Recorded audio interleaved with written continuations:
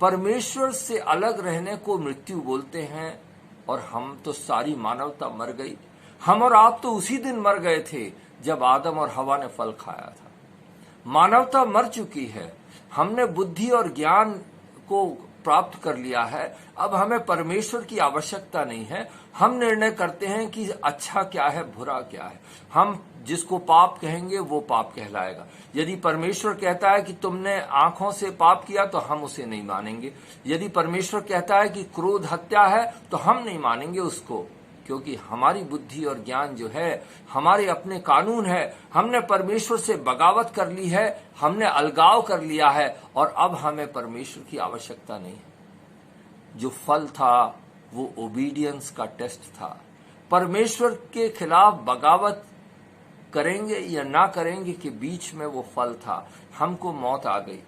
दूसरी मौत जो यदि मैं कहता हूं तो वो ये है कि वो हमको इस संसार में मिलती है, जिसे बाइबल में कहा गया सो गया है, लेकिन हम लोग मातम करते हैं क्योंकि हम सोचते सब कुछ खत्म हो गया।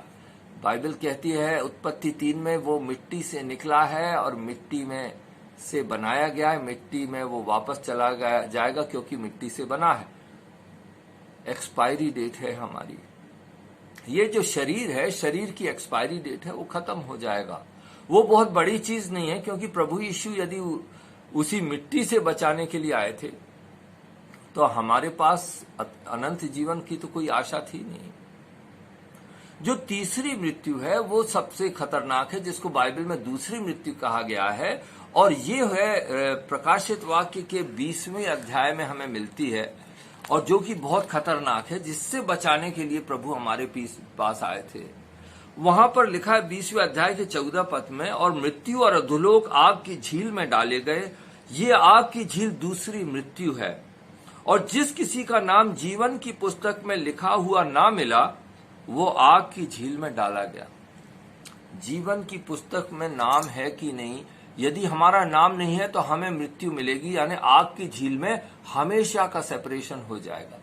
अभी हमारे पास मौका है कि हम उससे संबंध कर सकते हैं, परमानेंट नहीं हुआ है, लेकिन इसके बाद जो परमानेंसी आ जाएगी, जिसका नाम जीवन की पुस्तक में नहीं लिखा है। क्या ये खतरनाक बात नहीं है? इसके लिए प्रभु यीशु आए, क्रूस पर मृत्यु उठाई, इतना दुख और दर्द सहा। क्या आप ये नहीं समझते हैं? समझिए कि मैं आपको एक छोटा सा एग्जाम्पल देता हूं कि आप एक बड़े हॉल में बैठे हैं और 100 लोग वहां पर बैठे हैं, और आज कुछ रिजल्ट आने वाला है। सामने से एक अंदर आदमी आता है, एक किताब लेकर आता है और कहता है कि मुझे खुशी है कि आप सब लोग यहाँ पर आ गए हैं, लेकिन मैं ये कहना चाहता हूं कि इस किताब में 100 में से आप में से केवल 3 जनों के नाम हैं जिनके जीवन की पुस्तक में नाम है, और वही अनंत जीवन के लिए जा पाएंगे। यदि आप वहां बैठे होंगे तो जमीन पांव के नीचे से खिसक जाएगी, घबरा जाएंगे, चिल्लाएंगे और कहेंगे मुझे बचा लो, बचा लो, कोई तरीका है क्या? क्या उन 3 लोगों में आप हैं, या एक व्यक्ति आप हैं क्या? उस मृत्यु का बहुत खतरा है, उसके बारे में हमें चिंता करना है, यही सबसे बड़ी बात है। तो इसके लिए मैं यही बोल रहा था कि प्रभु यीशु पुनरुत्थान है, इस बात को लोग भूल गए, हमेशा से भूल गए, और उन्हें मालूम नहीं है कि पुनरुत्थान है क्या, या पुनरुत्थान का महत्व है, वो भूल गए थे। जब हम देखते हैं, मैं आपको 2-3 उदाहरण देता हूं कि जो लाजरस था वो मर गया था। वो प्रभु यीशु यरूशलेम के पास बैथनी के एक शहर में गांव था, उसमें मार्था, मरियम और लाजरस के परिवार में जाके रहते थे, चेलों के साथ रोटी खाते थे।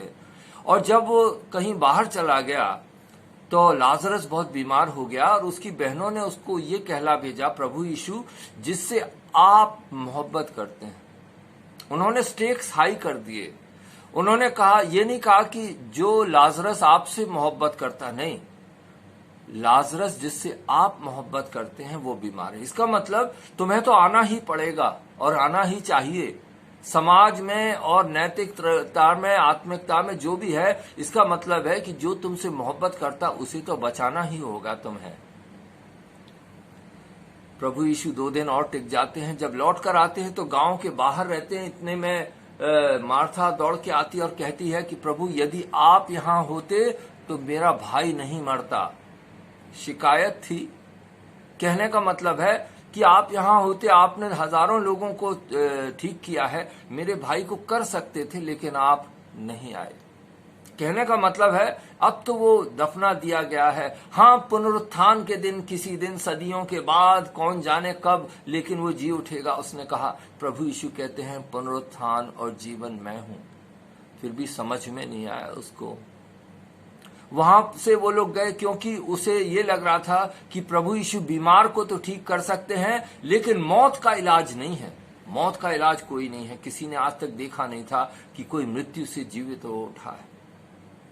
वहां पर हम देखते हैं कि फिर जब उसके कब्र पर जाते हैं तो वो प्रभु यीशु रोते हुए लोगों को देखकर खुद भी रोता है, और वो मनुष्य की कमजोरी पर, असहाय स्थिति पर इसलिए रोता है कि हाय, ये अंधकार कितना बड़ा है कि मैं पुनरुत्थान और जीवन सामने खड़ा हूं, लेकिन उन्हें दिखाई नहीं दे रहा है।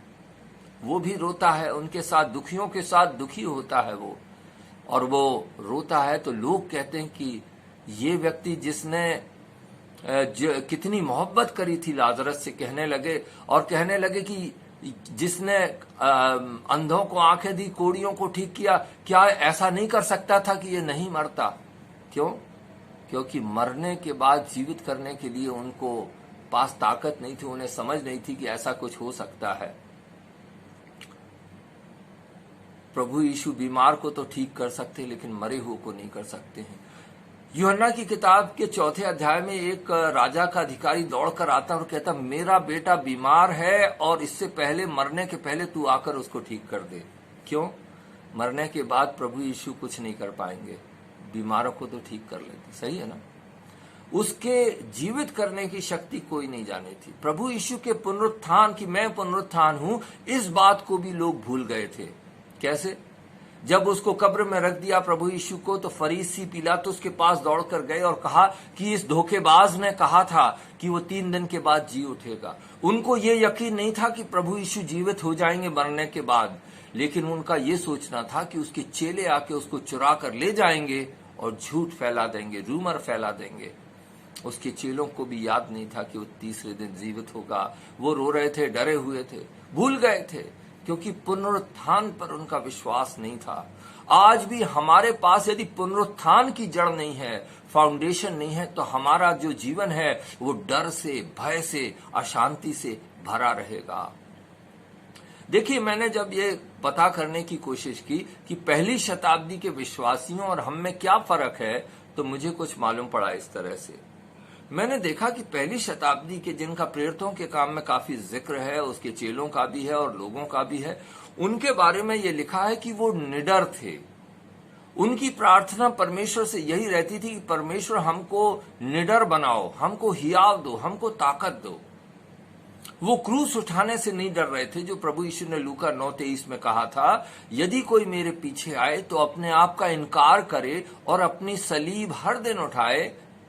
इस बात को उन्होंने अपने ऊपर अनुभव में ले लिया था। मरने से डर नहीं रहे थे।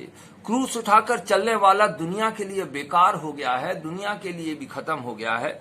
जैसे आपको मालूम है कि ये वचन है गलातियों 6:14 में क्या लिखा है, क्रूस के द्वारा संसार मेरी दृष्टि में और मैं संसार की दृष्टि में क्रूस पर चढ़ाया गया हूं।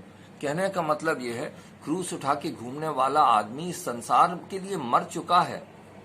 एक मसीह के नाते ये मिट्टी का शरीर हमारे लिए महत्वपूर्ण नहीं है, इसको तवज्जो नहीं दे सकते हैं, क्योंकि हम तो क्रूस पर चढ़े हैं।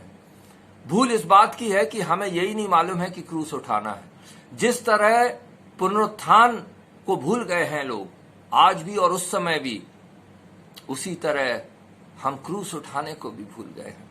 क्योंकि क्रूस हमारे ऊपर नहीं है, इसलिए मौत का डर हमारे ऊपर बना रहता है, भय बना रहता है। कहीं मौत देखते हैं तो रो पड़ते हैं, डरे रहते हैं। नहीं, दुखी हो सकते हैं, लेकिन डर तो नहीं होना चाहिए। तो वहां पर हमने देखा पहली शताब्दी के विश्वासियों के बारे में लिखा है 11 में, इब्रानियों की किताब 11 अध्याय और उसके 35 में लिखा है, कितने तो मार खाते खाते मर गए और छुटकारा नहीं चाहा, इसलिए कि उत्तम पुनरुत्थान के भागी हों। ये उत्तम पुनरुत्थान क्या है? और ये पुनरुत्थान प्रभु यीशु हैं, ताकि वो हमको हमेशा की जिंदगी, सार्वकालिक जिंदगी उस जगह ले जाएंगे जहां से हम लोग निकाले गए थे, परमेश्वर के उस बाग में, परमेश्वर की उपस्थिति में, शाश्वत जीवन में हमें लेकर जाएंगे। वो लोग मार खा रहे थे, बचने की कोशिश नहीं की। लोगों ने उन्हें मारा, पहली शताब्दी के लोगों को मार मार के उनके घरों में आग लगा दी गई, उनके बच्चों बीवियों को जेल में डाला गया, उन्हें जानवरों को खिला दिया गया, लेकिन उन्होंने डरे नहीं, उन्होंने जान दे दी। क्यों? ऐसा क्यों हुआ? आज की तारीख में हम सारी दुनिया को के पीछे जाके अपने आप को बचाने की कोशिश क्यों कर रहे हैं? क्योंकि हमें वो उत्तम पुनरुत्थान नहीं दिखता है। हमको इस दुनिया की जमीन जायदाद, मकान, पैसे, बैंक बैलेंसेस और अपना फेम और अपना नाम, यही दिखाई देता है। इसलिए हमारे अंदर भय है कहीं हम मर ना जाएं। दोस्तों, प्रभु यीशु पुनरुत्थान है, क्या ये हमारे अंदर बैठा हुआ है? क्या ये निश्चय हम जानते हैं कि पुनरुत्थान हमारे पास है? यही सबसे इंपॉर्टेंट बात है, मैं आपको यही बताना चाहता हूं। देखिए, यदि हमारे पास विश्वास है और यदि डर है, तो हमारा विश्वास कागजी विश्वास है, कागज का विश्वास है, उसमें दम नहीं है। अब मैं आपको बताना चाहता हूं कि जो विश्वास की परिभाषा इब्रानियों की 11 किताब में लिखी गई है, वो है क्या? 11 अध्याय में लिखा है, विश्वास की परिभाषा ये है कि विश्वास आशा की हुई वस्तुओं का निश्चय और अनदेखी वस्तुओं का प्रमाण है। ये विश्वास की परिभाषा है। इस परिभाषा में आप क्या बैठते हैं? सही, विश्वास इधर है, आशा, अनदेखी चीजें यहां है, बीच में क्या है? आशा है। विश्वास और अनदेखी चीजों के लिए, अनदेखी दुनिया के बीच में आशा का चश्मा है। मैं यहां बात कर रहा हूं, आप सागर में बैठे हुए हैं, लेकिन आप मुझे देख भी सकते हैं, सुन सकते हैं, क्योंकि आपके पास एक एप्लीकेशन है। वो सॉफ्टवेयर के द्वारा आप मुझे देख रहे हैं, सुन रहे हैं। यदि सॉफ्टवेयर नहीं होगा तो आप मुझे नहीं सुन सकते हैं। इसी तरह विश्वास है और अनदेखी चीजें, वस्तुएं हैं, वो पुनरुत्थान, उत्तम पुनरुत्थान है, लेकिन आपके पास यदि आशा नहीं है तो आपको कुछ दिखाई नहीं देगा, केवल डर के। प्रभु यीशु कहते हैं आशा होना चाहिए। हमारे विश्वास और आशा जुड़े हुए हैं, एक सिक्के के दो पहलू हैं। आशा क्यों है? क्योंकि प्रभु यीशु ने प्रतिज्ञा की है। आशा क्यों है? क्योंकि परमेश्वर का वचन जीवित है। ये कई लोग सोचते हैं कि वचन क्या है? किताब है क्या ये? क्या आप वचन को पढ़ सकते हैं? कभी नहीं। वचन आपको पढ़ता है। जब आप बाइबल खोलते हैं तो कौन पढ़ रहा है? वचन आपको पढ़ने लगता है, आपके जीवन से बात करने लगता है, क्योंकि लिखा है वचन सत्य है, वचन आत्मा है, वचन जीवित है, वचन देखता है, वचन जांच करता है। क्या किताब ऐसा कर सकती है? नहीं। इस किताब के अंदर एक व्यक्ति है जो हमें देखने लगता है।